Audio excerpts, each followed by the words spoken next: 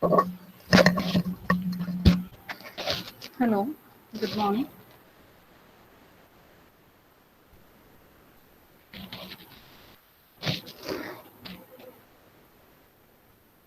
Ashwati, please tell others to join soon. Only two of you are here now. Amrita and Ashwati.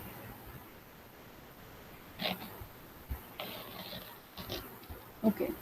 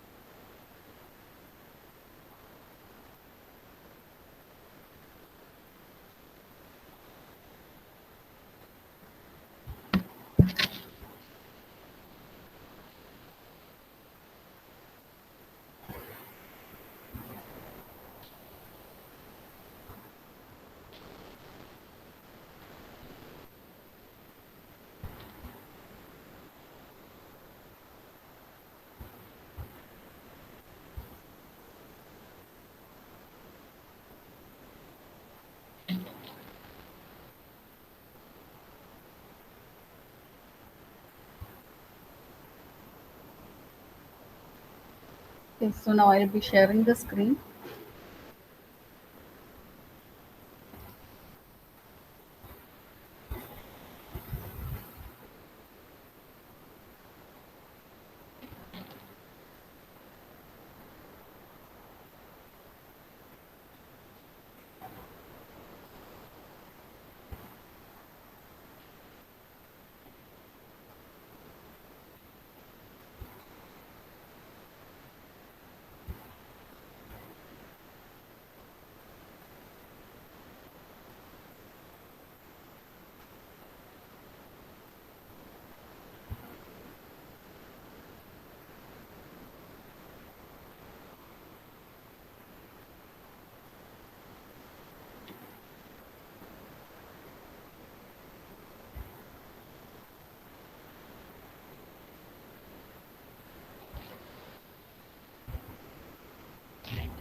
Hello.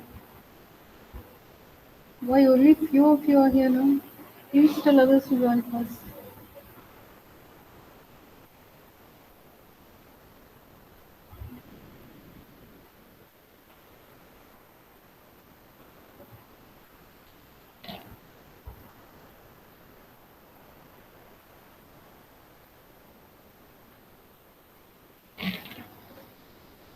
Okay, so I'll start. Do you remember where we stopped last class?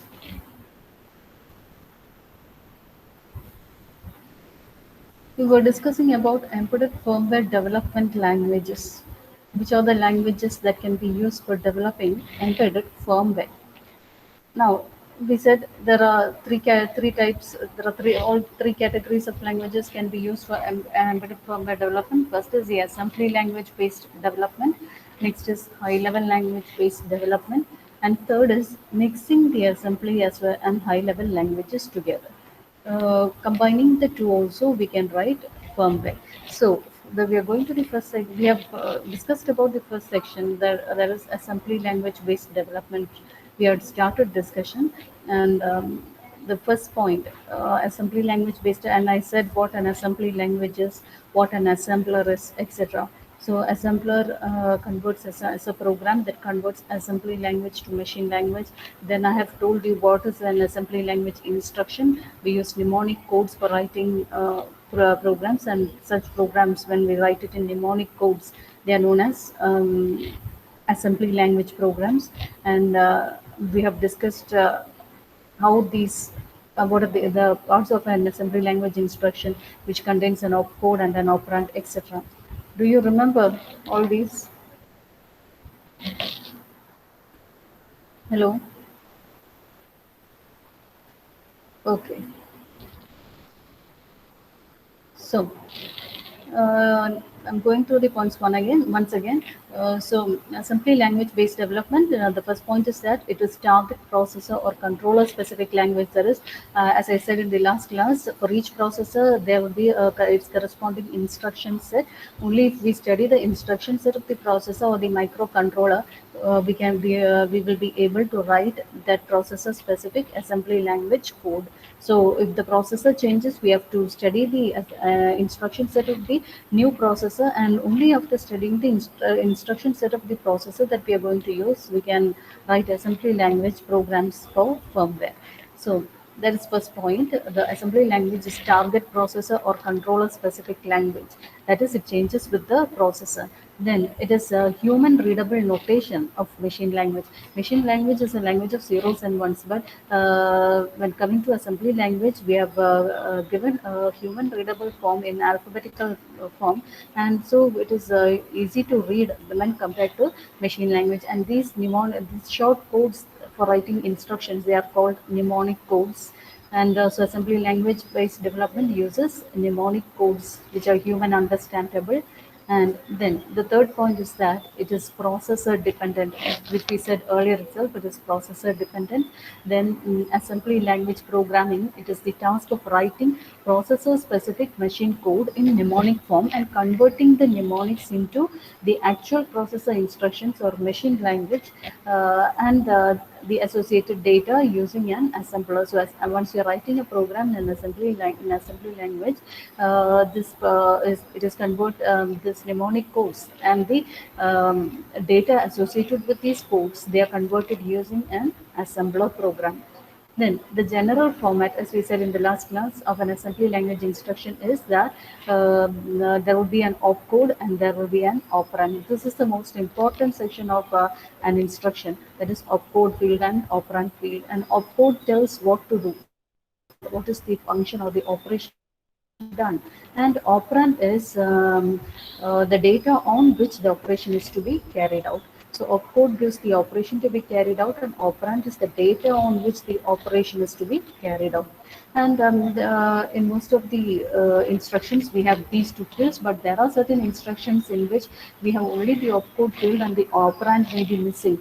In such cases, the operand is taken as an implicit operand. Operand is implied in the opcode itself. So there's certain instructions we have both opcode and operand, but there are certain instructions which have only the opcode, and the operand is implicit in the instruction itself. So anyway, this is the general format. There will be an opcode field and an operand field. Then, for example, we're coming to the example. First example, this for when we write an assembly instruction, we should specify which processor instruction that we are writing. So here we are going to write the assembler 8051 assembler instructions, and an example. First example is MOV A comma hash 30. So this is, mostly you might have written this code in 8086 also. Here the move A is the opcode, and the following of the opcode, the value given here is 30, and that is known as that is the operand for this instruction. So this instruction, it will move the decimal value 30 to the accumulator register. A is usually the accumulator register, and when we are writing A in an instruction, it always means that the accumulator register of that processor. So this will move the decimal value 30 to the accumulator register of the 8051 as processor.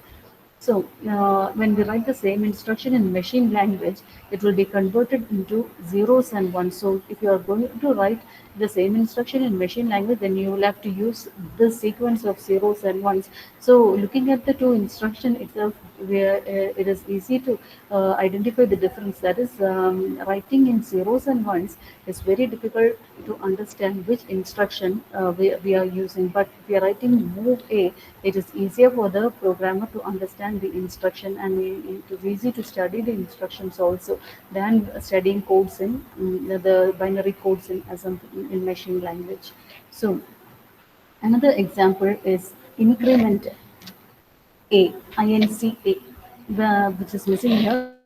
Example is INCA. INCA means it increments the contents of the accumulator. So there, in that instruction, we don't have the operand. INCA is the opcode, and INCA corresponds to the operation of incrementing the accumulator by one, and it has only the opcode, and the operand is implicit in the instruction. It is the accumulator register which is to be incremented.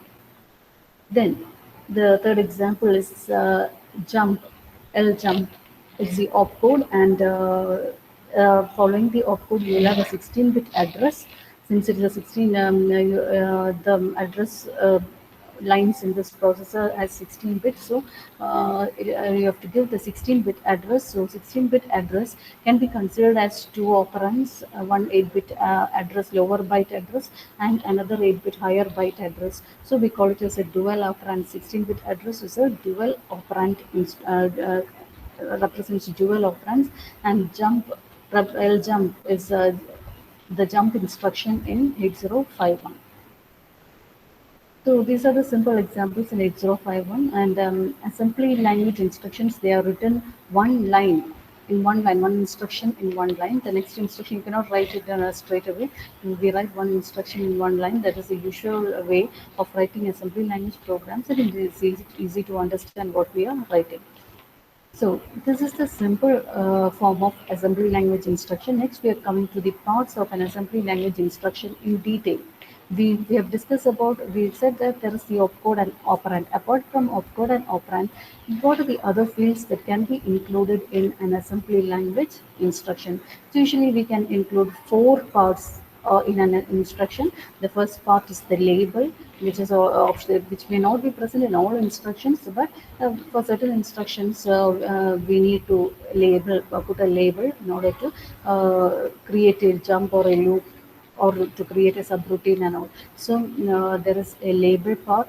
Then there is the opcode and operand, as we have said earlier. This is the most important part of the instruction. And then following the operand, there is the comments field. So this is the general format of an assembly language instruction. General fields in an assembly language instruction. There is the label field, then opcode, operand, and comments. Okay. Can you understand what I'm saying? Hello? Okay. So what are the different parts of an instruction? What are the different parts of an assembly language instruction which I said just now? Which all parts can be included in an assembly language instruction? Okay, label, opcode, operand, and the comments field. Okay, very good, Ashwini. So what is this label? So as I said earlier, it is optional, and it is an identifier for locating data or code. You can either use this label to locate the data part or the code part. And now you might have written in 8086 and all, you have data segment, code segment, etc. And within your code segment, you can write programs with using labels as you like. So it is commonly used for representing, these labels are commonly used for representing a memory location, address of a program or a subroutine, or also it can represent the code region. Code region is where you are writing the program. So labels are mostly used to represent memory location, address of a program or a subroutine, and the code region. Then they are always suffixed by a colon, and it begins with a valid character. After the label, you put a colon, and it often begins with a valid character, and it can contain numbers from 0 to 9. It starts with a character, and it can contain numbers from 0 to 9, and also only one special character can be included in a label, and that is the underscore. So these are the characters that can be used in a label. Whereas it begins with a valid character, and then it can contain any digit from 0 to 9, and a special character underscore. So it doesn't mean all these three should be present. It should begin with a valid character, and if it may or may not contain 0 to 9 digits from 0 to 9, or if you want, you can even put a underscore. Then It is used for representing subroutine names and jump locations in assembly language program. Usually for jump instructions, we use labels. A jump to the label name is given. So an example of assembly language program is given below. So I'm giving a label named delay, DELAY, delay colon. I'm writing the first instruction is move R0, comma 255, which means load the register R0 with the number 255. Move the number 255 to register R0, and then decrement and jump on non-zero. This DJNZ indicates decrement and jump on non-zero. Where should we jump? When R1, you have to decrement the register R1. The operand for this instruction is R1. So decrement R1, and if the contents of R1 is not 0, then you jump to the label delay. So delay is is given as a label given to the first instruction, move R comma R0 comma 255. So this will decrement R1 and it will loop until the R1 reaches 0. So, and finally, once you complete a subroutine, the last instruction is returned, and that is returned to the calling program. This delay may be called from a main program, and once the subroutine completes, it should return to the point of call. So that is this is a simple instruction, and here we use label to represent this block of instruction.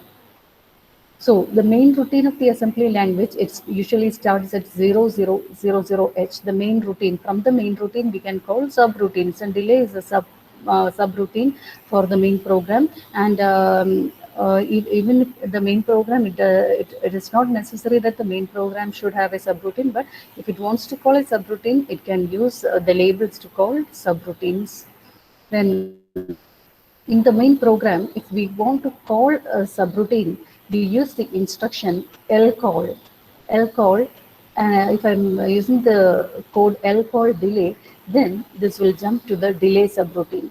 Uh, or I can use the instruction ljump to delay. So these two instructions are used for invoking a subroutine or to jump to a subroutine. That is either lcall or ldelay can be used. Ljump can be used to jump to a subroutine. So now this instruction, it transfers program flow to the memory address referenced by this delay in label. And another instruction, that is ORG0100H, is an assembler directive. We know assembler directives are directions to the assembler. Once it sees these instructions, it will do the corresponding functionality by itself. So ORG0100H in 80, we are speaking about 8051 processor microcontroller. So in that processor, in that microcontroller, ORG0100H is an assembler directive which can be used instead of a label. So an assembler directive that can be used instead of a label is ORG0100H. This is the address of the subroutine, and it is a assembler directive. So instead of using delay as a label, you can also use the assembler directive ORG0100H. It is an assembler directive that can be used instead of a label. So it tells the assembler that the instruction from this directive onwards should be placed at a location starting from 0100H. So this gives the address, and ORG 0100H is a directive which indicates the assembler that the subroutine after this instruction, it will start from 0100H. So this is about the subroutines. Subroutines are nothing but blocks of code, and we use labels. Labels are used for continuously calling the subroutines repeatedly, and this is a loop where we can continuously execute the two instructions until this condition is met.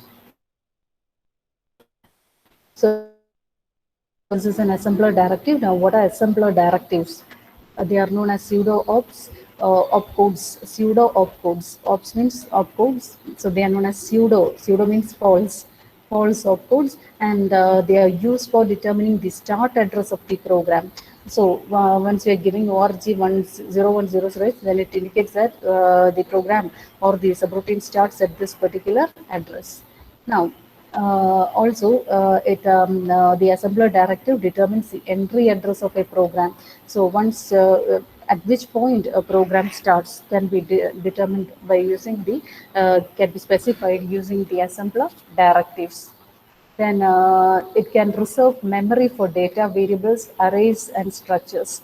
So if you want a block of memory location to store certain values, and that particular block contiguous memory locations, we can call it as arrays. Or if you want a single location, we can call it as a variable. So to reserve memory for data variables or arrays or even structures. Structures holds different types of data.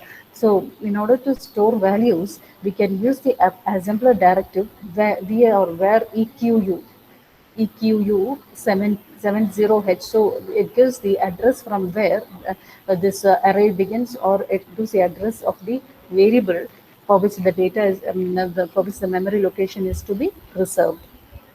Then, assembler directives, they can also use for initializing variable values. For example, val, when we are giving the directive val data 12h, then this value 12h is given to the variable data. So, then EQU directive allocates memory. That is what we said earlier. EQU allocates memory either to a variable or to an array or to a structure. Then the data directive is used for initializing a variable with data. And when we are using these assembler directives, there won't be any machine codes generated for these pseudo ops, and it is only directions to the assembler. Corresponding to these assembler directives, there are no machine codes generated, but it is the assembler program that does its operation, and there are no corresponding machine codes for assembler directives. For each instruction, we can convert it into machine code. But if we are writing an assembler directive in an assembly language program, no machine code is generated for assembler directive. They are only instructions to the assembler. So these are assembler directive features of assembler directives.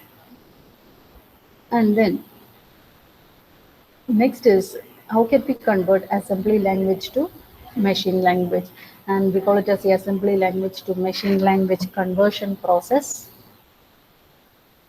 As we said earlier, assembly language programs are written in assembly code, and they are saved as .asm file, that is assembly file. Now if we are writing a C program, we save it as .c, Python program .py, etc. So here also, when we are writing an assembly language program, we use the code. We save the file as a .asm file, or recalled as an assembly file, or you can use src file. It is also called the source file. So looking at the extension, we'll be able to identify which file it is. If it is .asm file, it is an assembly file. If it is a .src file, then it is a source file. So assembly language programs are usually written in this given these extensions. Then to write the code, we can use any text editor, such as you can use the notepad, and then you can save it as .asm file or .src file, or you can use WordPad or any text editor provided by the IDE tool. IDE is Integrated Development Environment, the supporting tool which helps you to write a programs, assembly language program for a particular processor. If there are any IDE tools that supports the processor, then you can use these IDE tools to write the programs. And I can use either the Notepad, WordPad, or the IDE tools for writing the assembly language program. After writing it as .asm file or .src file, the assembly file or source file. Then here, next concept that comes in here is modular programming. So modular programming, what is modular programming? In modular programming, the entire code is divided into sub-modules, and each module is made reusable. Just like we write instead of including everything in a main program in C, we can divide it into sub functions and we can call functions from the main program. So we can separate blocks of code and we can call these blocks of code whenever we want from the main program. So we are just dividing it into blocks of code and they form the sub blocks of the main program. Here also in modular programming, if you have if you have the main module, you can divide it into sub modules and each module can be reused any number of times. Now it is easy to code, debug and alter. That is, if there is an error in any part of the program, we can just identify the module in which it has taken place and corrections can be made within that module. And it is easier for code debugging and also for modifications. Then it is employed in program when the program is too complex or too big. For small programs, if we cannot divide it, then we write it as a single block. But then if we divide it into smaller blocks, then it is easier for us to program. It is easier for us to identify the errors and fix the errors in the program. So each module is represented by, whenever we write a module in assembly language, we can separate it into different source files or different ASM files, and hence there will be multiple source files in modular programming. Instead of a single source file, we can use multiple source files. So modular programming supports multiple source files, and instead of a single source file, here we will be having multiple source files, and each source file can be reused any number of times. So that is the concept behind modular programming. Instead of using a single source file, if it is a huge or a complex program, we can divide it into sub modules, and each module is a separate source file. So instead of having a single source file, here in modular programming, we will be having multiple source files. And then we can link these files together finally at the end. Now that process is what we are discussing in the conversion process. So did you understand what I said? What is modular programming? What is modular programming?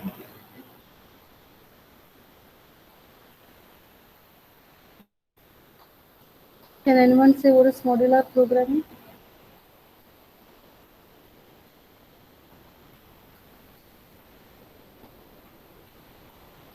Okay, okay. The entire code, instead of having a single module, we are dividing into sub modules. Okay, and each module is a separate source file. As I said, for the code which we are writing is saved as a .asm file or .src file. They are all assembly files, assembly language programming files, and these files, instead of storing as a single file, in modular programming, we will be having separate source files, and all these source files combined together, we get the entire module. So the advantage is that it is easier to debug, it is easier to fix the errors, it's easy to debug, and these modules can be reused by other programs, etc. So modular programming is supported by most assembly language programmers. Now, where if there are multiple source files, then they should be linked together. Finally, you should generate the machine code for this assembly language code. If we are writing it in assembly language, you have to convert it into machine language, otherwise the system will not understand. So the next is the conversion process, where we are converting the source file to machine readable form, and the machine readable form is called the machine code.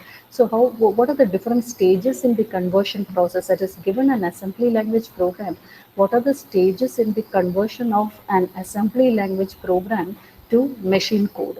And that is what is called the conversion process. And the conversion process includes the following main stages.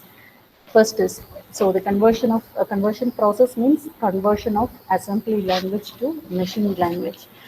See, because we cannot we cannot keep the assembly language program as such. It should be understandable by the system. So we have to convert the assembly program to machine language program, and convert, that is called the conversion process. And here the main stages included in the conversion process are: the first one is source file to object file translation. Once you get a source file, the first stage is to convert the source file to an object file. Now we'll say what an object file is in the later steps. Then the second is library file creation and usage. There will be built-in library files. We can use library files in our assembly language program, and then we can combine this assembly language, the library files, with the source files and create a block of code with library files linked together, and that is done by the linker and the locator. The locator locates where the code resides and linker links the library file to our source file. And then the last stage is once all these linking and locating etc. are done, we have to convert the object file which has been linked and into which the library files have been added.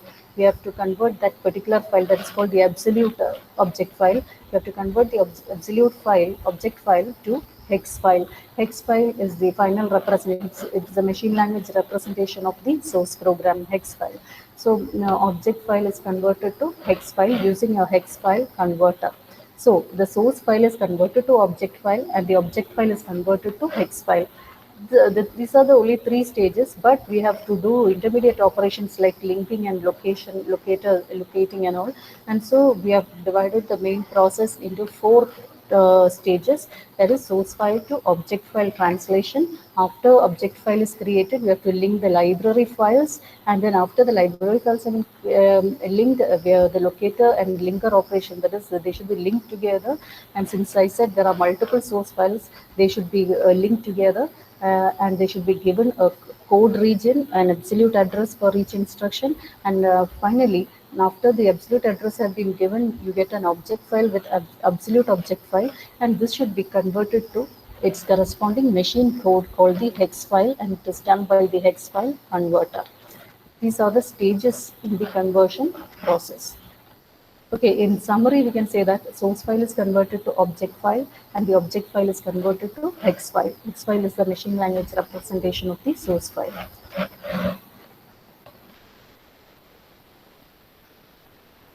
Can you understand what I'm saying?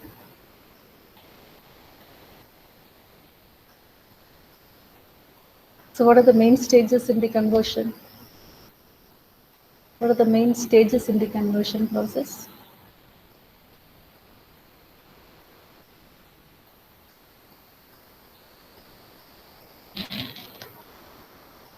Hello? In one sentence, source file to object file, and then okay, source file to object file, and then next step, after converting source file to object file, okay, library file creation and then linking, locating, etc. is done. Finally,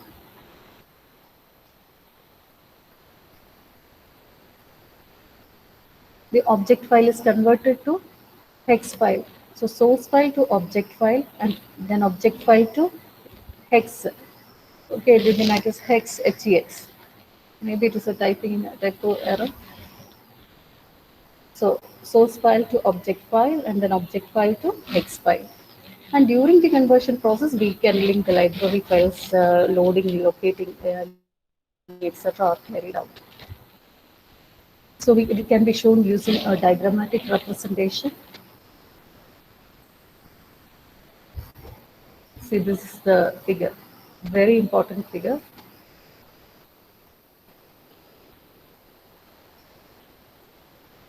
Can you see the figure? Can you see this figure?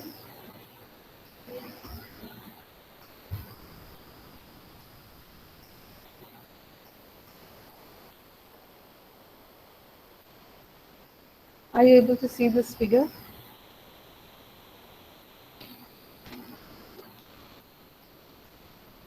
Okay. If you understood what are the different stages, and it is easy to study the figure. I said there will be multiple source files, isn't it? For every, instead of writing it as a single huge file, we can divide it into small files, and that is called modular programming. So here we have shown two source files, source file 1 and source file 2. And the files, assembly files, they have .asm or .src files. So we have written their extension .asm file, or it can be a .src file. So there are two files because we are following modular programming, and we call this as module 1 and this as module 2. So module 1 and module 2 are the two parts of a single program. Instead of writing as a single module, we have divided it into two modules, and we have written two different assembly code with the extension .asm or .src. And then whichever source file we are having, we have to convert it into object file first. I said source file is first converted into object file, and to convert a source file to object file, we use the assembler. So you have a module assembler to convert each module to its object file. So you get for corresponding to module 1, you get object file 1, and corresponding to module 2, you will get object file 2. And so the conversion is done by the assembler program. For each module, we use the module assembler, and then these two are now separate object files. Now, if we want to use library files in these object files, we can link them. These library files can be used in both the modules, object file 1 as well as in object file 2. And using these library files and the object files, the linker or the locator will combine these files, object files, and are linked to the library files. Object file 2 is also linked to the library files, and the connection between object file 1 and 2 is also established by the linker, and they are given permanent memory address. The object file created here does not have any fixed memory location. So we call it as relocatable object file. The object file that has been created during the first stage does not have a fixed memory location, so we call it as relocatable object file. They are given permanent address by the locator, and once they are given permanent address, the object file, after linking the library files, they are given permanent memory address, and that object file with addresses linked, they are called absolute object file.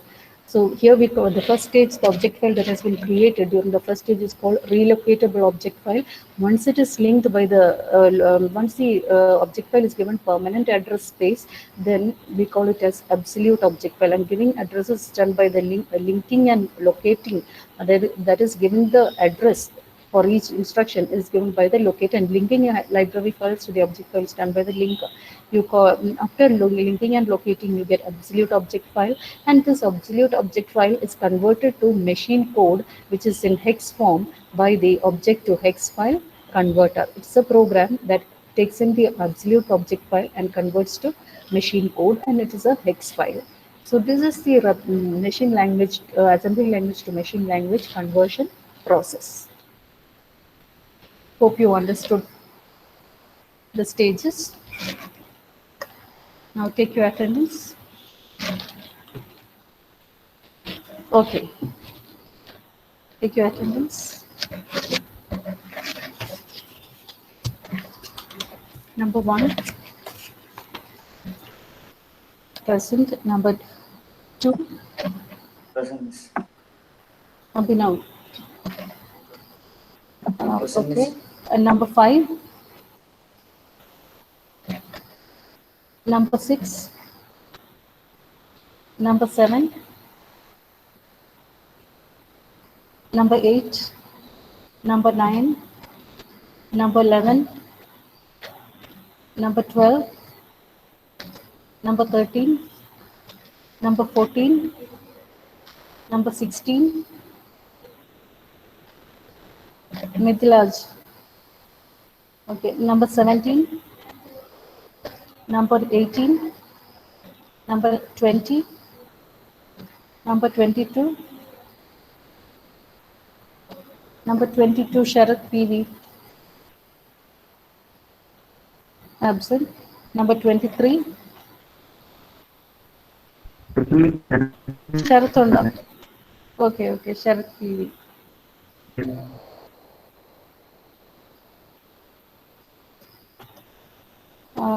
Number 23, number 24, number 26, number 27, number 28, Number 29. Number 30. Number 31. Number 32. Number 33. Number 3, Amal Santosh. Okay, so all are present today. Thank you.